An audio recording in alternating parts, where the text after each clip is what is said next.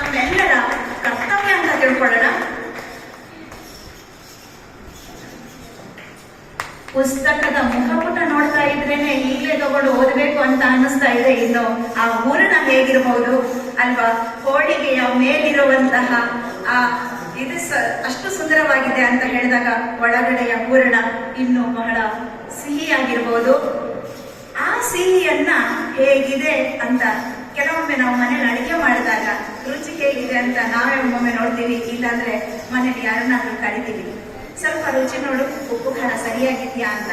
ಹಾಗೆ ಪುಸ್ತಕ ಬಿಡುಗಡೆ ಮಾಡಿದ ಮೇಲೆ ಆ ಪೂರಣ ಹೇಗಿದೆ ಅನ್ನೋದನ್ನ ಹೇಳೋದಕ್ಕೆ ಮತ್ತಿಬ್ಬರು ಈಗ ಬಂದು ಪುಸ್ತಕದ ಬಗ್ಗೆ ಹೇಳ್ತಾರೆ. ಅವರನ್ನ ಮತ್ತೆ ಕರೆಯೋಣ.